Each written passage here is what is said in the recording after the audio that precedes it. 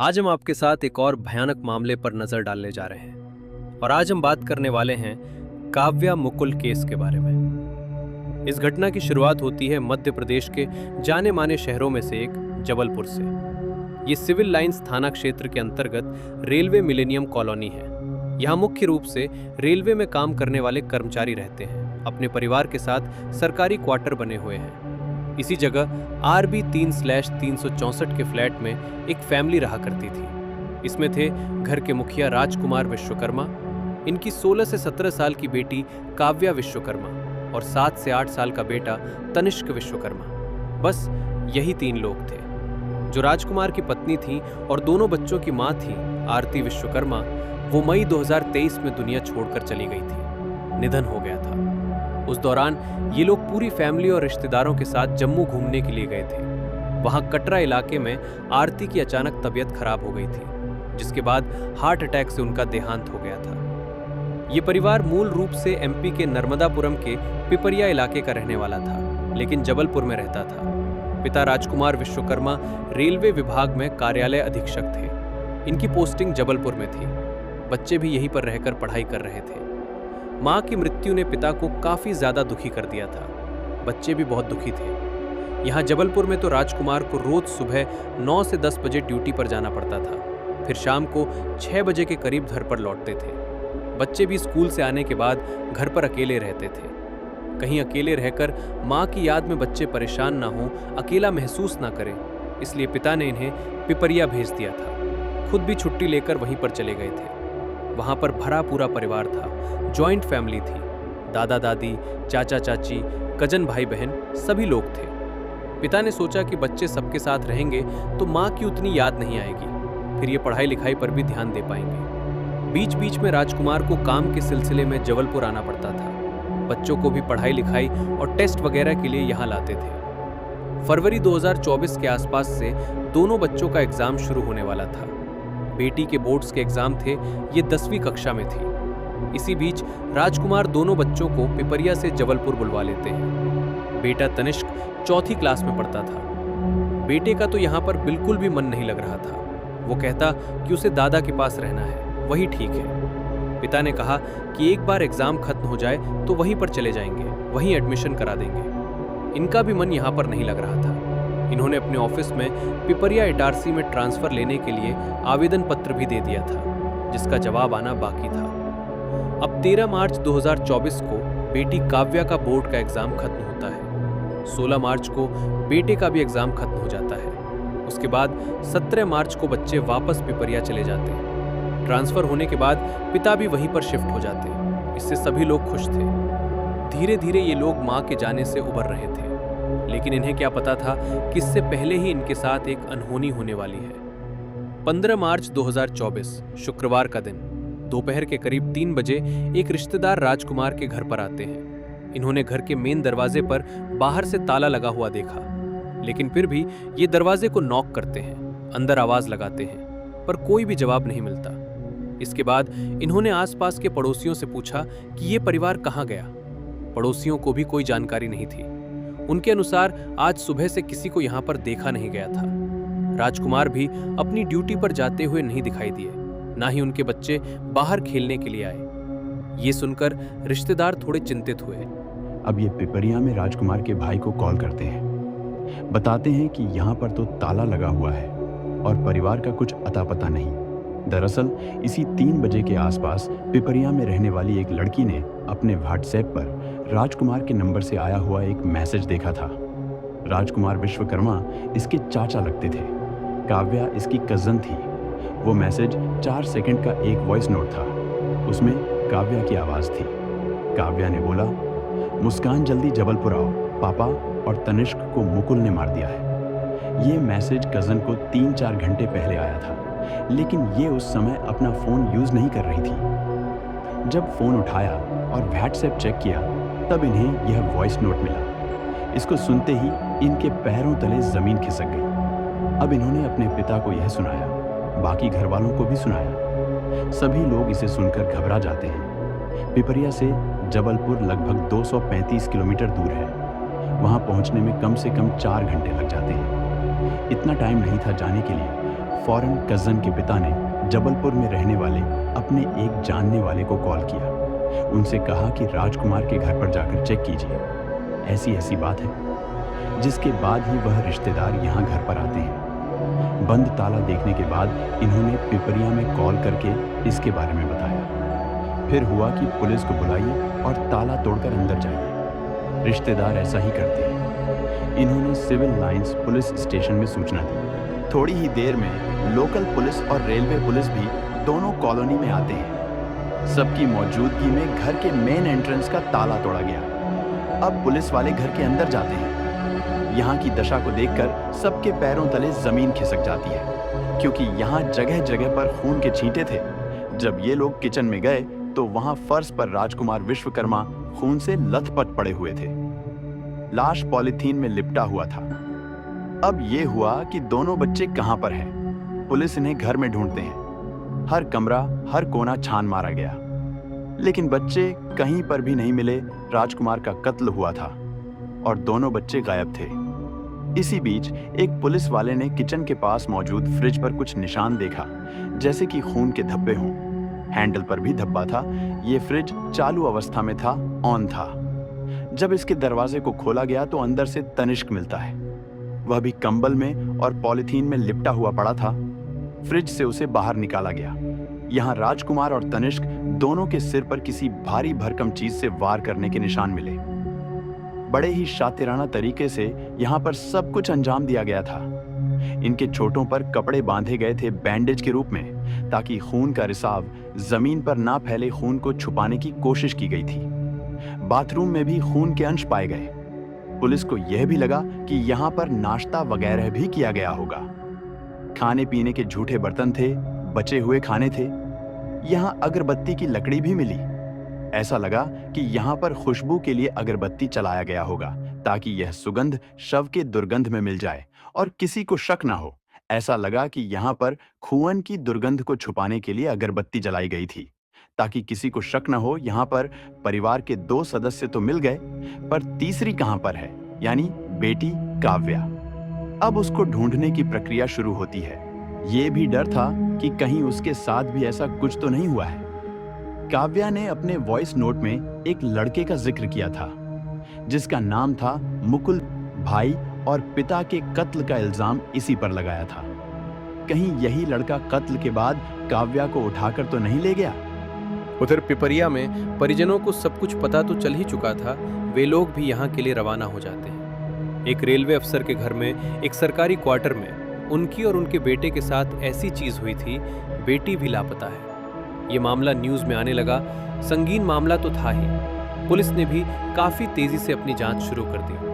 शुरू में 4 टीम्स बनाई जाती हैं, सबको अलग अलग काम सौंपे गए। पुलिस के पास शुरू से ही एक लीड थी, मुकुल। ये लड़का यहाँ जबलपुर के मिलेनियम कॉलोनी में राजकुमार विश्वकर्मा का पड़ोसी था। फ्लैट नंबर 361/6 में रहता था। इसके घर में माता पिता, एक बड़ा भाई और एक बहन थी। पुलिस जब कॉलोनी के सीसीटीवी चेक कर रही थी तो इसी 15 मार्च की दोपहर 12:30 के आसपास की एक फुटेज सामने आती है। इसमें मुकुल सिंह स्कूटी पर सवार होकर कॉलोनी से बाहर जाते हुए नजर आ रहा था, लेकिन वो अकेला था। उसके साथ काव्या नहीं थी, लेकिन उसने कुछ सामान भी लिए हुए थे।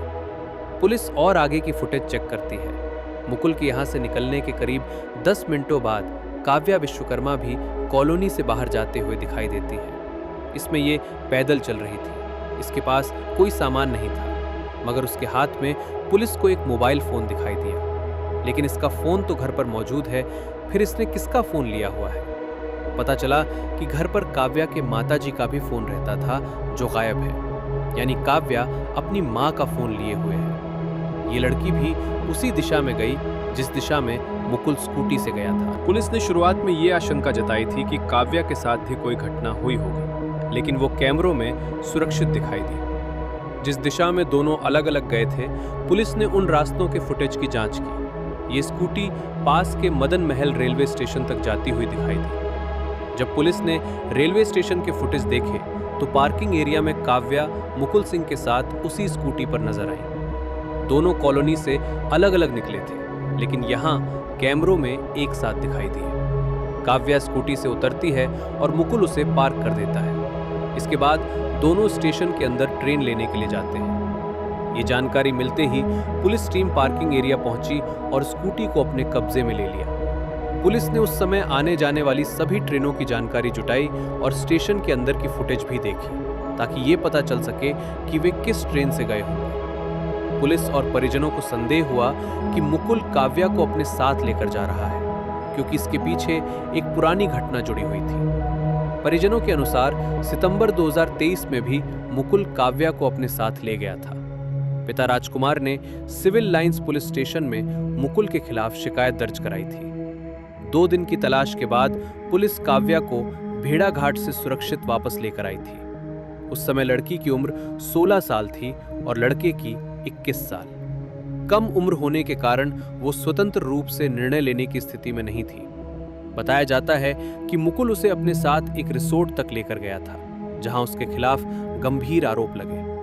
इस मामले में मुकुल पर संबंधित कानूनों के तहत कार्रवाई की गई। 29 सितंबर 2023 को लगभग 15 दिनों तक हिरासत में रहने के बाद मुकुल को हाई कोर्ट से जमानत मिल गई थी।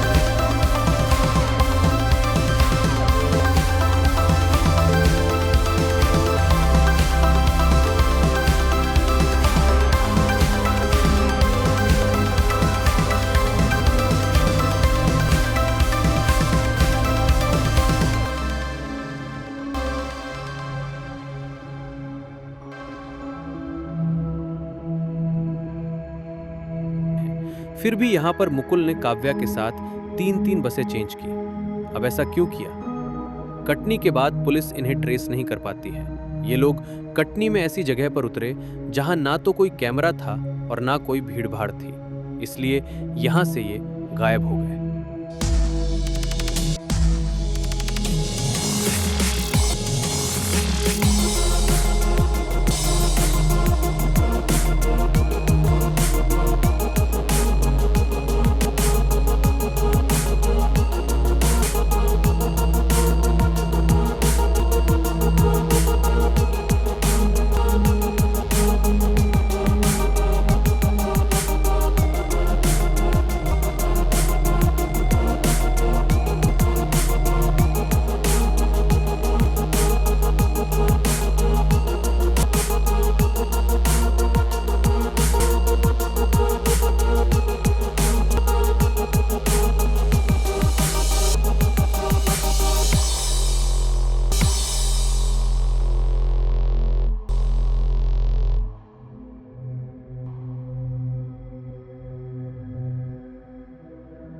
इसका पढ़ाई में बिल्कुल भी मन नहीं था। इसका ज्यादातर समय जिम में बीतता था एक्सरसाइज करते हुए। इसे मॉडलिंग का भी बहुत शौक था। ये सोशल मीडिया पर भी काफी एक्टिव रहता था, अपनी बॉडी बिल्डिंग की फोटो वगैरह अपलोड करता। 12वीं पूरी होने के बाद पिता ने इसे आगे की पढ़ाई के लिए विशाखापट्टनम भेज दिया। पिता भी रेलवे में कर्मचारी थे। कुछ वक्त विशाखापट्टनम में रहने के बाद ये लड़का बिना कॉलेज में इन्फॉर्म किए, बिना घरवालों को बताए वापस जबलपुर आ जाता है। पुलिस कॉलोनी के पिछले दिनों की सीसीटीवी फुटेज भी चेक कर रही थी, यानी घटना से पहले की। 16 मार्च को पोस्टमार्टम पूरा होने के बाद राजकुमार और तनिष्क के शव परिजनों को सौंप दिए गए। इसी दिन पिपरिया में इनका अंतिम संस्कार हुआ। राजकुमार की फैमिली में कोई नहीं बचा था, बस काव्या बची थी जो मुकुल के साथ गायब थी। राजकुमार के बड़े भाई ने अपने छोटे भाई और भतीजे का अंतिम संस्कार किया। इन घटनाओं और शिकायतों के आधार पर पुलिस संज्ञान ले रही थी और जांच कर रही थी। घर में सबका रो रो कर बुरा हाल था। जल्द ही ये परिवार पिपरिया शिफ्ट होने वाला था, मगर अचानक से ये सारी घटना घटित हो गई। धीरे धीरे घरवालों को एहसास होने लगा कि काव्या मुकुल के साथ मिली तो नहीं है। अगर वो लड़का विवश करके ले गया तो काव्या के पास मोबाइल है, वो कॉल कर सकती है, आसपास चल रहे लोगों से मदद ले सकती है। मगर फुटेज के अनुसार वो लड़की उस लड़के के साथ आराम से चल रही है, हाथ पकड़कर चल रही है, कभी उसके पीछे पीछे चल रही है। उसके पास कई बार मौका था मुकुल के चंगुल से भागने का, लेकिन वो उसके साथ थी। उनके चलने के अंदाज से लग रहा था कि दोनों साथ में हैं, साजिश में एक साथ थे। आगे की जांच में पुलिस को 15 मार्च की एक और फुटेज मिलती है कॉलोनी की, जो कि भोर के 3 बजे की थी। इसमें मुकुल काव्या के घर के पास जाते हुए दिख रहा था। ये बारी बारी कुछ सामान लेकर उसके घर की तरफ जा रहा था। इसने अपने हाथ में ग्लव्स वगैरह पहन रखे थे, बैग लिए हुए था। इधर घर की छानबीन के दौरान पुलिस को घर के पिछले दरवाजे पर कुछ डैमेज मिला, जैसे वहां की सिटकनी या ताले को गैस टॉर्च से तोड़ने की कोशिश की गई हो सकता है मुकुल इसी रास्ते से अंदर आया होगा। कैमरे में भी वो घर के पिछले हिस्से की तरफ जाता दिख रहा था। अब पुलिस के मन में एक और सवाल उठता है, अगर काव्या उसे प्यार करती थी, उसकी मर्जी से ये घर के अंदर गया, तो उसने दरवाजा क्यों नहीं खोला था? उसको गैस टॉर्च इस्तेमाल करने की क्या जरूरत थी? मुकुल ने जबरदस्ती एंट्री क्यों ली? कुछ पड़ोसियों और वॉचमैन से पता चला कि इन्होंने 15 मार्च की सुबह 7:30 के आसपास काव्या के चीखने की आवाज सुनी थी। उसने पापा शब्द कहकर पुकारा था, वो भी जोर से। ये लोग भागकर उसके दरवाजे पर जाते हैं, दरवाजे को खटखटाते हैं, क्योंकि आवाज केवल एक ही बार आई थी। हो सकता है कि बेटी ने कुछ देख लिया हो, कोई सपना देखा हो, किसी कीड़े वगैरह से डर गई हो। आगे 9 बजे दूध वाला भी घर पर आता है। पुलिस ने दूध वाले से बात की। इसके अनुसार डेली राजकुमार दूध लिया करते थे, मगर उस दिन काव्या ने ही दूध लिया। वैसे मां के जाने के बाद दोनों बच्चों की देखभाल पिता ही किया करते थे। इन्होंने कोई कुक या मेड नहीं रखा था, सब कुछ खुद ही करते थे। बच्चों के लिए नाश्ता बनाते, टिफिन तैयार करते, शाम को घर आकर डिनर पकाते, सफाई करते। पड़ोसियों के बयान से पुलिस को समझ में आया कि हत्या उसी समय हुई होगी जब काव्या ने चीखा था, यानी 7:30 से 8 बजे के आसपास। उसने अपना वॉइस मैसेज कजिन को करीब 12 बजे के आसपास भेजा था। ये घर से निकली थी 12:40 के आसपास, यानी हत्या के बाद कई घंटों तक मुकुल और काव्या उसी घर में थे। इन दोनों ने आराम से नाश्ता वगैरह भी बनाकर खाया था, दूध पिया था। जब इन्हें लगा कि अब निकलना चाहिए, तो काव्या अपनी कजिन को मैसेज भेजकर निकलती है। एक बार किसी सिक्योरिटी गार्ड ने काव्या और मुकुल को अकेले में देख लिया था। उन्होंने दोनों को पकड़ा और फटकार लगाई। काव्या से कहा कि तुम्हारे पिता को सब कुछ बता देंगे। मुकुल को थप्पड़ भी जड़ दिया था। फिर काव्या अपने पिता से उस सिक्योरिटी गार्ड के बारे में झूठ मूठ कहती है कि उसने इसका हाथ पकड़ा था, बदतमीजी की थी। इससे राजकुमार ने सिक्योरिटी गार्ड पर खूब गुस्सा किया और कहा कि जेल भिजवा देंगे। इसके चलते वो सिक्योरिटी गार्ड नौकरी छोड़कर चला जाता है। मुकुल के भाई से पता चला कि जब मुकुल के ऊपर पॉक्सो एक्ट लगा और वो जेल में रहा, फिर जब बाहर आया तो पहले के मुकाबले गुस्सैल हो चुका था, ढंग से किसी से बात नहीं करता था, कॉलोनी के बच्चों से भी बात करना बंद कर दिया था। वो कुछ बाहरी लड़कों से दोस्ती करने लगा था जो कि कॉलोनी में आकर घूमते थे। इसके चलते पड़ोसियों ने मुकुल के माता पिता से शिकायत भी की। मुकुल को कहिए कि वो अपने दोस्तों को कॉलोनी में ना बुलाए। जेल से निकलने के बाद मुकुल को मूवीज देखने का शौक हो गया था। वो तेलुगु, तमिल, मलयालम जैसी भाषाओं की मूवीज हिंदी डबिंग में देखा करता था। खासतौर से क्राइम थ्रिलर मूवीज उसे ज्यादा पसंद आने लगी थी। कहीं ऐसा तो नहीं कि वो इन मूवीज से हत्या का आइडिया ले रहा था? कहीं भागने का प्लान तो नहीं बनाया? थोड़ी छानबीन करने पर पुलिस को ऐसी ही कुछ मूवीज मिलती हैं। एहसास हुआ कि मुकुल ने वारदात को अंजाम देने से ज्यादा पुलिस से बचने के लिए इन मूवीज से आइडिया लिया है। दोनों पूरी तैयारी के साथ भागे थे। मुकुल ने अपनी सर्टिफिकेट, लीगल डॉक्यूमेंट वगैरह भी रख लिए थे, जो भी एक नौकरी में चाहिए होते हैं। क्या पता कि दोनों भागकर कहीं सेटल हो जाएं। काव्या अपने पिता का एटीएम कार्ड लेकर गई थी, जिसे पुलिस फ्रीज नहीं करती है। सोचा कि इसके जरिए लोकेशन पता करेंगे कि वे कहां कहां पर हैं। 17 मार्च को काव्या अपना फोन ऑन करती है। कुछ वक्त के लिए एटीएम से 10,000 भी निकाले गए। 18 मार्च को इनकी लोकेशन पुणे में मिली। वहां पर एक रेस्टोरेंट में काव्या ने एटीएम से पेमेंट किया था। फौरन पुणे की पुलिस को अलर्ट किया गया। यहां से भी एक टीम वहां के लिए रवाना होती है, लेकिन जब तक पुलिस यहां पर पहुंची, ये रेस्टोरेंट से गायब हो चुके थे। अब यहां के कैमरों से इनका पीछा किया जाता है। पता चला कि ये विशाखापट्टनम जा रहे हैं। अब टोटल 8 टीम्स इनके पीछे लगाई गई। पुलिस ने मुकुल पर 10,000 का इनाम भी रखा। देश के अलग अलग राज्यों की पुलिस को अलर्ट किया जाता है। पोस्टर छपवाए गए। सोशल मीडिया पर तो पहले से ही खबरें चल रही थी। ये दोनों कभी बस में, कभी ट्रेन में, यहाँ तक कि बाइक से भी ट्रेवल करते थे। इनकी लोकेशन नेपाल और बांग्लादेश की बॉर्डर पर भी मिली थी। वहाँ की पुलिस को भी अलर्ट किया गया। इनकी लोकेशन जबलपुर के बाद कटनी, इंदौर, पुणे, कलबुर्गी, ओडिशा के कई जिले, कोलकाता, गुवाहाटी, वाराणसी, मथुरा की श्री कृष्ण जन्मभूमि जैसे अलग अलग लोकेशन में सीसीटीवी कैमरों में कैद हुई। फिर वृंदावन, चंडीगढ़, अमृतसर, हरिद्वार भी गए। अभी तक लगभग 60 से 65 दिन बीत चुके थे, यानी करीब 2 महीने, लेकिन पुलिस इन तक पहुंच नहीं पाई थी। अब तारीख आती है 28 मई 2024। रात का समय था।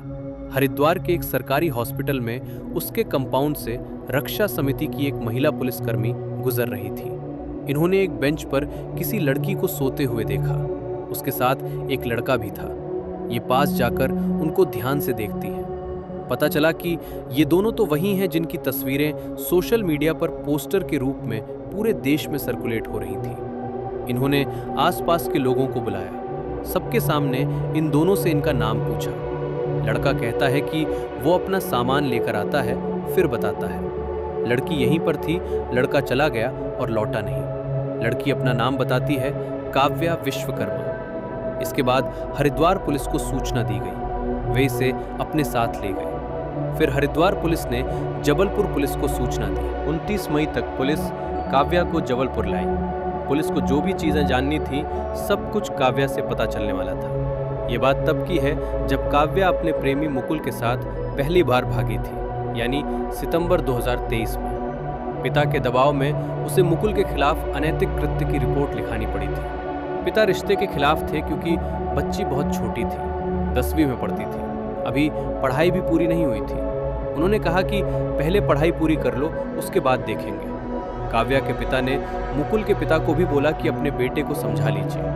बेटी ने कोर्ट में मुकुल के समर्थन में बयान दिया था कि वो अपनी मर्जी से भागी थी। जो भी हुआ दोनों की सहमति से हुआ। इसके चलते 500 का पर्सनल बॉन्ड लेकर मुकुल को जमानत मिल गई। मोटे तौर पर अदालत इसलिए पैसे लेती है ताकि आरोपी फरार ना हो जाए। बेल की प्रक्रिया पूरी होने के बाद पैसे लौटा दिए जाते हैं। एक तरह से ये एक तरह का सिक्योरिटी डिपॉजिट होता है। जब मुकुल 15 दिन जेल में रहने के बाद बाहर आया तो उससे दूर करने के लिए पिता ने काव्या को पिपरिया भेज दिया था। वहां पर अपनी भतीजी से भी कहा कि इस पर ध्यान रखना, मुकुल से बातचीत ना करें। लेकिन मुकुल और काव्या मौज नामक एक ऐप पर एक दूसरे से बात करते थे।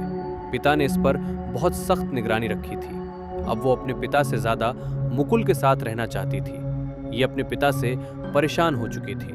मुकुल ने इसको कहा कि हमारे प्यार के बीच एक दीवार खड़ी है जिसे हमेशा के लिए हटा देना चाहिए। काव्या भी बिना कोई सवाल किए बिना विरोध किए अपने पिता के कत्ल के लिए मान जाती है। इसके बाद दोनों मिलकर प्लान बनाते हैं। मुकुल ने अलग अलग भाषाओं की Hindi dub crime thriller movies देखी। ये कई तरह के सामान ऑनलाइन मंगवाता है, जैसे गैस टॉर्च, ग्लव्स वगैरह। साथ में 2 चॉपर नाइफ भी ऑर्डर किए। ये बाजार जाकर खरीद सकता था, मगर इसने ऐसा नहीं किया, कहीं आगे चलकर दुकानदार पुलिस को बता न दे। मुकुल ने कॉलोनी में रेकी की। वॉचमैन को भी देखता था कि कब कौन सा वॉचमैन ड्यूटी पूरी होने के बाद कब जाता है। इसे पता चला कि रात में कोई भी वॉचमैन पूरी तरह से ड्यूटी नहीं देता है। इसका मतलब कि ये रात में काव्या के घर पर जा सकता है। इसे ये भी पता था कि यहाँ पर कैमरे लगे हुए हैं, मगर ये उसका कुछ नहीं कर सकता था। ये लड़का जो भी ऑनलाइन ऑर्डर करता था उसे पास के रेलवे स्टेशन पर बुलाता था। जब पार्सल आने वाला हो तो ये स्टेशन पर जाकर खड़ा हो जाता, वहीं जाकर इंतजार करता। सामान रिसीव करने के बाद ये उसे गराज में रख देता, जहां पर उसकी स्कूटी पार्क थी। ये गैस टॉर्च चलाने का तरीका सीखता भी है ऑनलाइन। इसे पता था कि काव्या का एग्जाम होने वाला है, वो जबलपुर जरूर आएगी और एग्जाम जब खत्म होगा तो वापस चली जाएगी। उससे पहले कुछ करना है। जब एग्जाम शुरू हुआ तो वो आती भी है। घटना से पहले 2 दिनों तक यानी 13 और 14 मार्च को काव्या और मुकुल सुबह 11 बजे भेड़ा घाट गए थे और शाम को 4 बजे लौटे थे। यानी पिता के ऑफिस जाने के बाद से लेकर उनके घर लौटने के पहले तक का समय ये मुकुल के साथ थी। 2 दिन दोनों आपस में मिलकर प्लान डिस्कस कर रहे थे। फिर 15 मार्च की भोर में करीब 3 बजे मुकुल सारे सामान लेकर काव्या के घर पर जाता है, जो भी इसने ऑर्डर करके मंगवाए थे। काव्या ने पीछे का दरवाजा खुला रखा था, जिसके बाद मुकुल सामान लेकर घर के अंदर आता है, बाथरूम में छुपा देता है, वहीं पर असेंबल करता है। दोनों सुबह होने तक काव्या के रूम में रहे, शारीरिक संबंध बनाए। सुबह करीब 7:30 बजे पिता राजकुमार उठते हैं और किचन में आते हैं। तभी कुल्हाड़ी से मुकुल राजकुमार के सिर पर पीछे से वार करता है कई बार। इस दौरान काव्या डर के मारे चिल्ला देती है। तभी पड़ोसी और वॉचमैन आवाज सुनकर आए थे, मगर उनके आने से पहले ही राजकुमार ने दम तोड़ दिया था। भाई तनिष्क भी नींद से जग गया था। वो इस घटना को होते ही देख लेता है। इसके बाद उसका भी वही हाल किया गया। लोग यहाँ पर आए, दरवाजा खटखटाया और चले गए। अब हत्या के बाद इन्होंने सफाई की, तनिष्क को फ्रीज में रखा, खुद को इन्होंने साफ किया। बाथरूम में गैस टॉर्च से मुकुल घर के पीछे के दरवाजे को डैमेज करता है, ताकि लगे कि फोर्सफुल एंट्री हुई है। काव्या ने वॉइस मैसेज में जो मुकुल का नाम लिया था वो भी प्लान का एक हिस्सा था। मुकुल ने कहा कि सारा ब्लेम मैं ही लूंगा, ताकि कोई तुम पर शक ना करे। इसके बाद उन्होंने शारीरिक भूख मिटाई, फिर खाना बनाकर खाया। ये घर में ही रहे। फिर आगे 12:30 बजे यहाँ से निकल गए। अगरबत्ती भी जलाकर रख दी थी ताकि दुर्गंध ना लगे, क्योंकि यहाँ पर कैमरे भी लगे थे, तो पुलिस को गुमराह करने के लिए बारी बारी कॉलोनी से निकलते हैं। खुद का फोन नहीं ले गए, कहीं पुलिस लोकेट ना कर सके। हत्या में उपयोग किए गए हथियार को साथ ले गए थे। रेलवे स्टेशन पर भी जाकर गुमराह किया कि ट्रेन से भागने वाले हैं, लेकिन बस से कटनी गए, वो भी 3 बसें चेंज करके, ताकि पुलिस इसमें उलझी रहे। कटनी के बाद ये इंदौर जाते हैं। जब तक इनके पास पैसे थे ये ऐश करते रहे, अलग अलग जगहों पर जाते रहे। मुंबई से गोवा तक इन्होंने फ्लाइट में सफ़र किया। जब एटीएम से 1.5 लाख रुपए निकल गए और पुलिस कुछ कर नहीं पाई, तब अकाउंट को फ्रीज किया जाता है। अब दोनों को पैसों की कमी होने लगी। ये ट्रेन में सफ़र करने लगे, वो भी बिना टिकट के। ट्रेन में ये सोते थे, खाने पीने के लिए मंदिर में जाते थे, गुरुद्वारे में जाते थे, वहाँ पर भंडारे में खाते थे। कुछ खाना पैक भी करा कर रखते थे। पुलिस के अनुसार इन्होंने एक जगह पर भीख भी मांगी और लोगों का जूठा भी खाया था। पहले तो ये ऐश करते थे, फिर खाने के लाले पड़ गए। बीच में ये बेंगलोर गए थे किसी दोस्त के घर पर। जब पता चला कि ऐसी घटना को अंजाम देकर आए हैं, तो दोस्त ने इन्हें जाने को कहा। इन्होंने कुल्हाड़ी को बेंगलोर में ही फेंक दिया। 30 मई की दरमियानी रात को Mukul Jabalpur civil lines police station में आकर सरेंडर कर देता है। इसको डर था कि कहीं काव्या इस पर ही सब कुछ ना मर दे। ये भी था कि जिसके लिए सब कुछ किया वही पकड़ी जा चुकी है, तो फिर इसके भागने का क्या फायदा।